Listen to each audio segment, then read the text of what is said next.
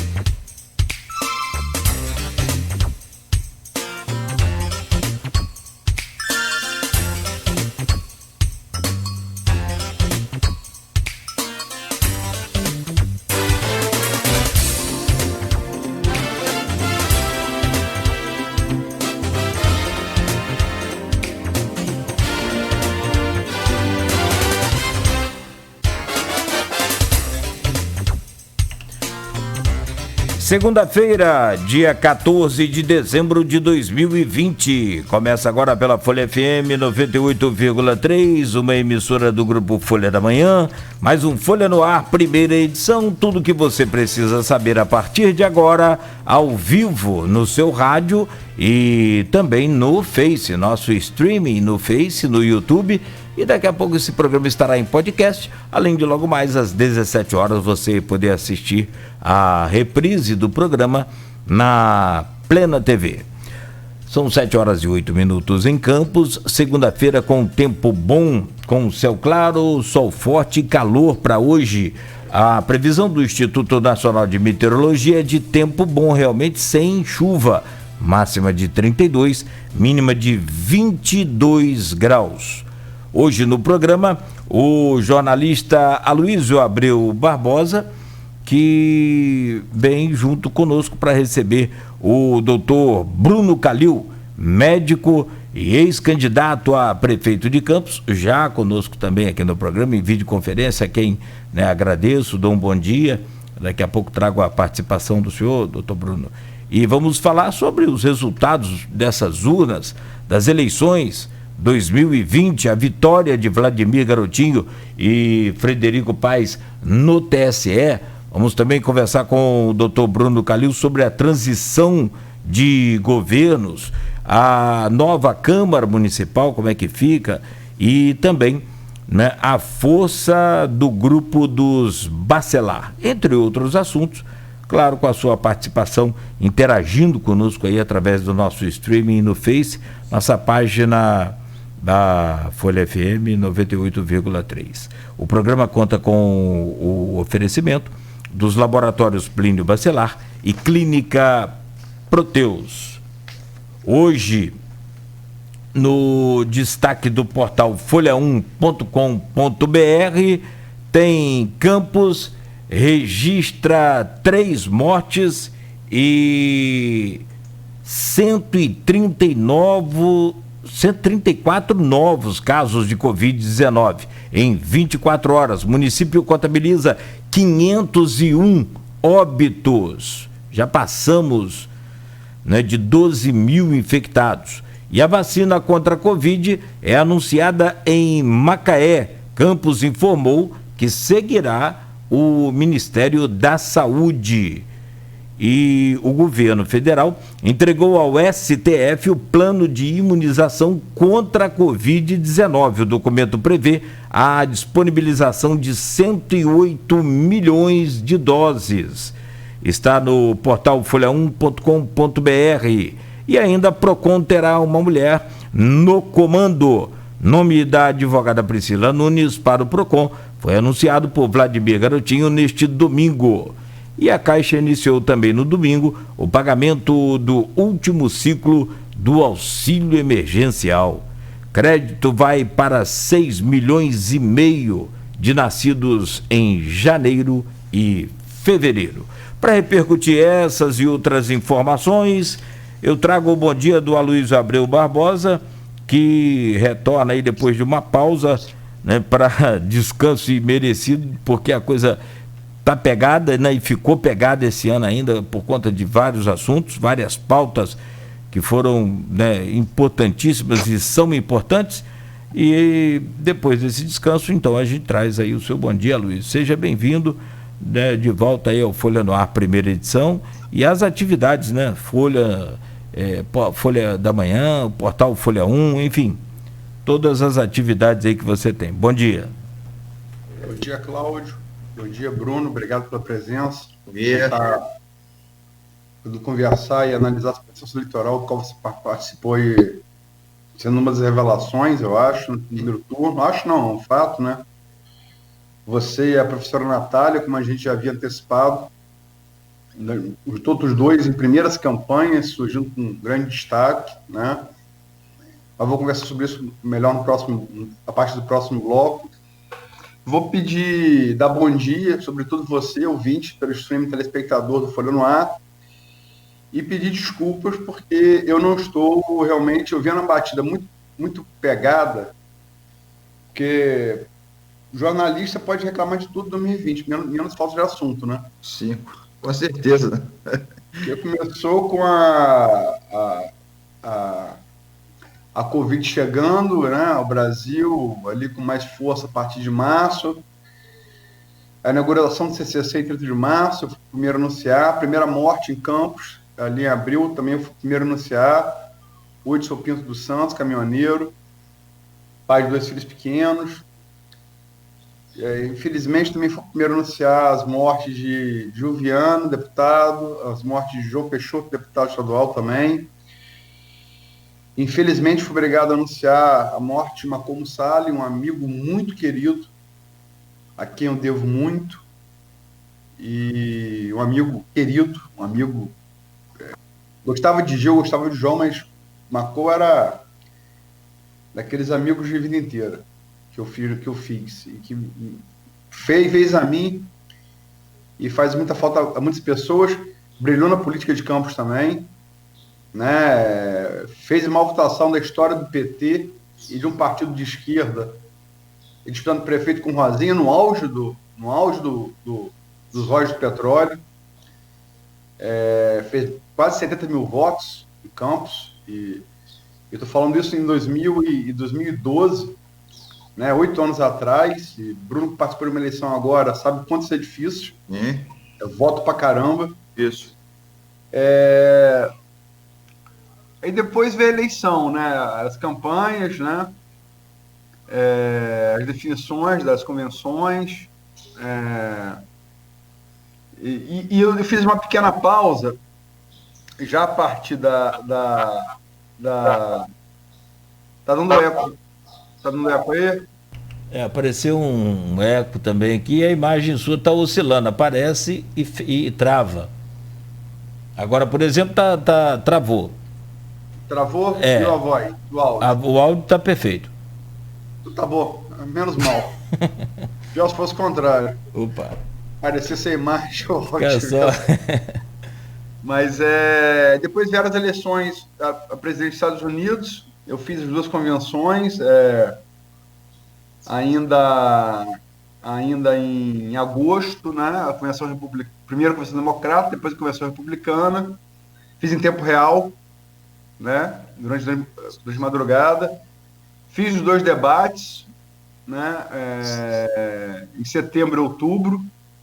Ia ter o outro, mas o Trump acabou contaminado pela Covid, não houve segundo debate deles, né? E acho que até por estar acompanhando a eleição americana muito atentamente, por antecipar um dia aí o resultado dela.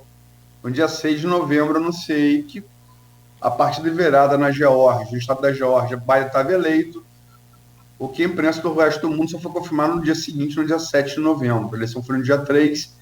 A apuração deles, como todos nós já sabemos, é lenta, né? Porque é manual. E depois veio aí a eleição de Campos, que antes, durante, depois.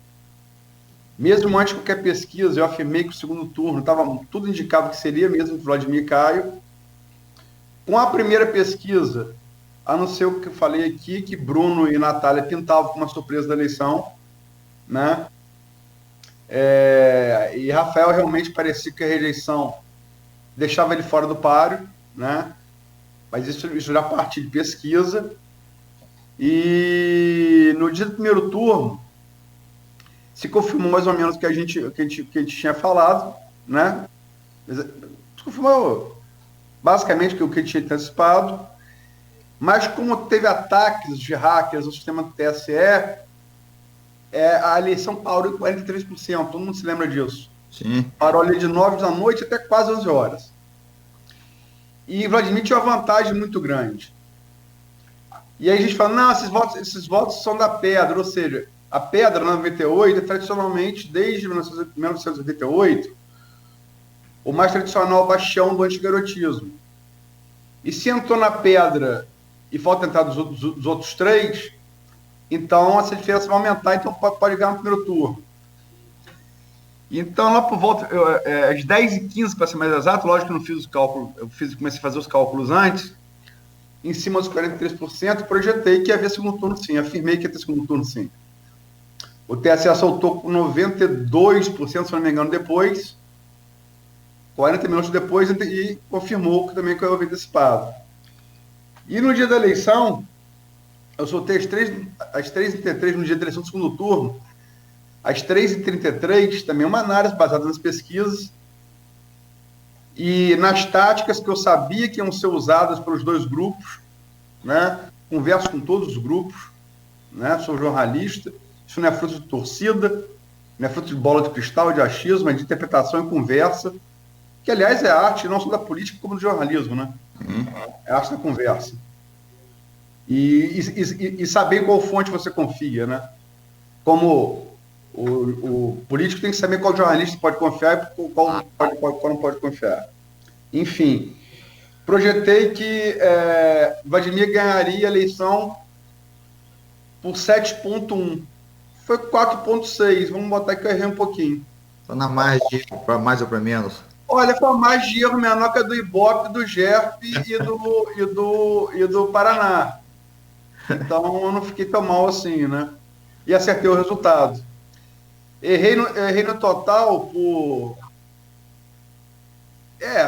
mas errei no universo de 360 mil eleitores cadastrados, né? Considerar esse universo de pessoas que poderiam ter votado, né? Eu errei por... pegar aqui, 1,79, para ser mais exato. Vou tentar melhorar na próxima. Pô. E daí em diante, eu estava muito cansado, realmente. Virei algumas noites sem dormir, literalmente, né? E aí eu me afastei um pouco, né? Mas acompanhei aí o TSE. Eu tinha na véspera a informação de que a ação movida pelo grupo de Bruno contra a candidatura a vice de Frederico, ela iria perder no TSE, apesar de parecer favorável à ação do grupo de Bruno,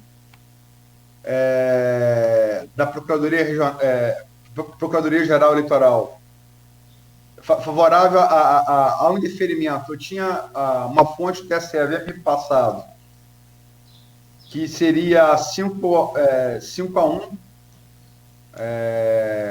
com 4-1, 5-1.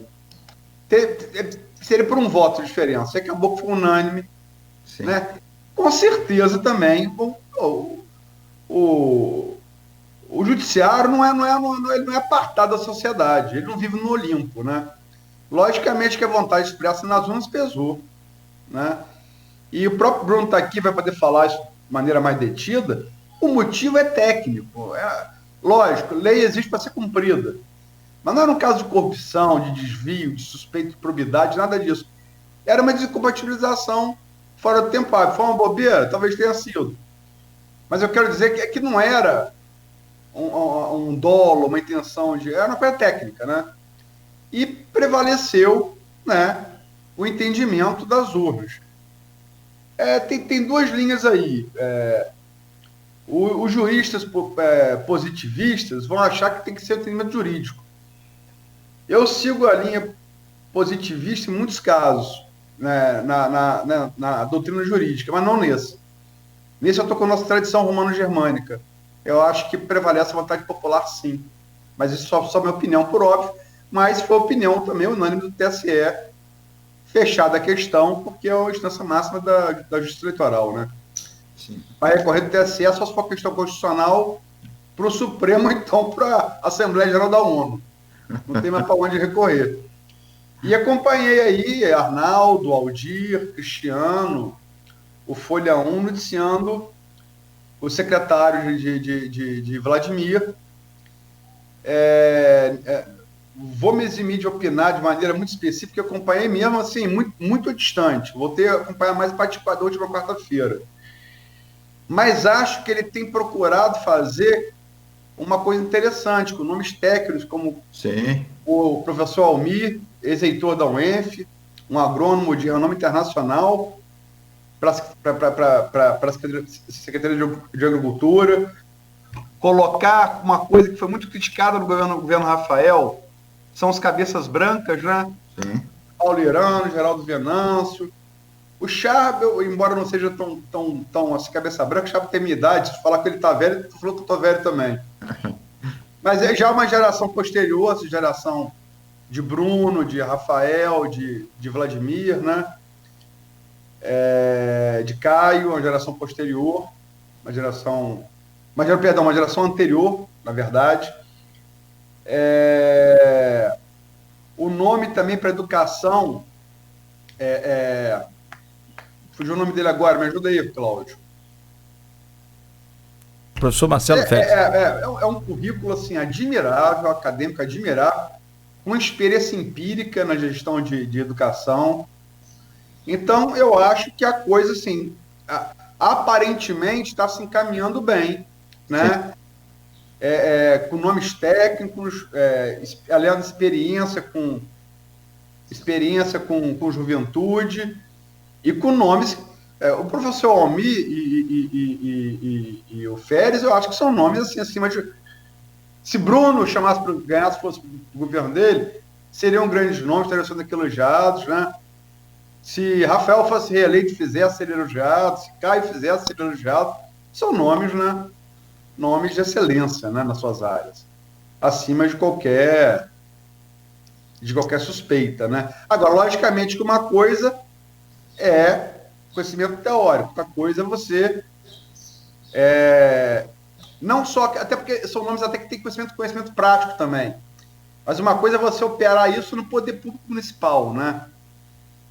Às vezes é um pouco diferente, mas vamos acompanhar e torcer, porque acho que Rafael, quando assumiu a prefeitura, ele pediu 1 ano para botar as coisas no lugar. Todo mundo se lembra disso no discurso na Câmara Municipal, no começo de 2017. Eu acho que o Vladimir merece, ainda que tenha tido a votação inferior de Rafael em 2016, mas acho que o Vladimir merece, como o Bruno mereceria, como o Caio mereceria, qualquer um que fosse eleito para o lugar de Rafael, que não o próprio, mereceria o mesmo prazo. Esse prazo aí de 1 ano para a gente ver, porque acho que ninguém tem dúvida que a situação de Campos é uma situação muito difícil, né?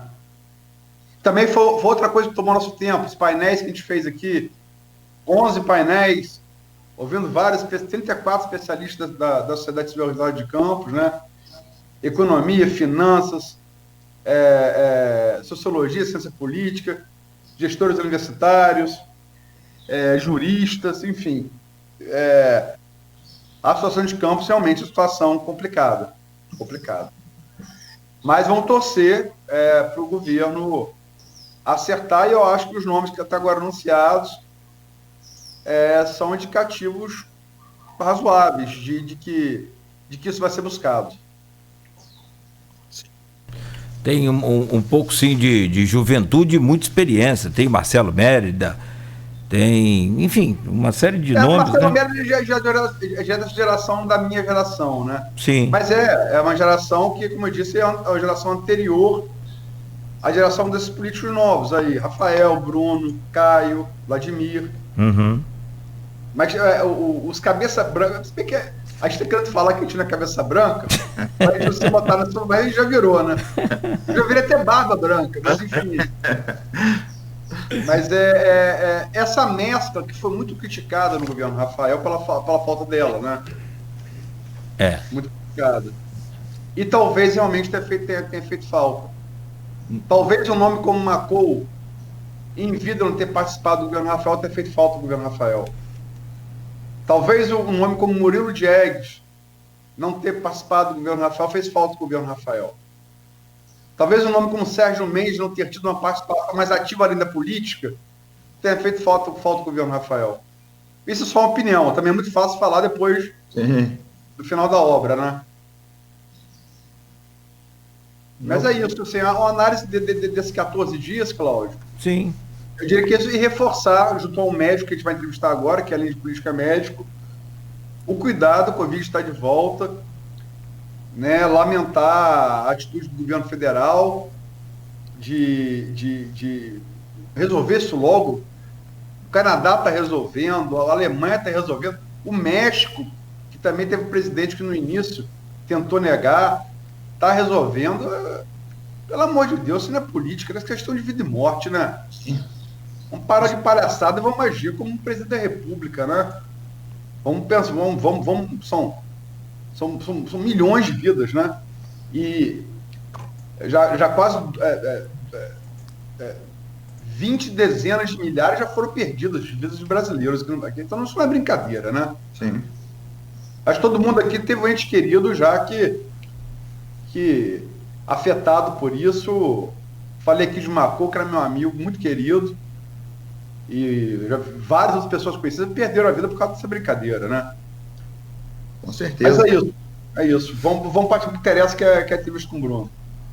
Vamos sim. 7h28. Este é o Folha no Ar, primeira edição. Você nos acompanha aí pelo Face, né? Acompanha também pela Folha FM 98,3. Daqui a pouco a gente volta a seguir com a entrevista com o Dr. Bruno Calil ao vivo, aqui na Folha FM, oferecimento da Clínica Proteus e Laboratórios Plínio Bacelar.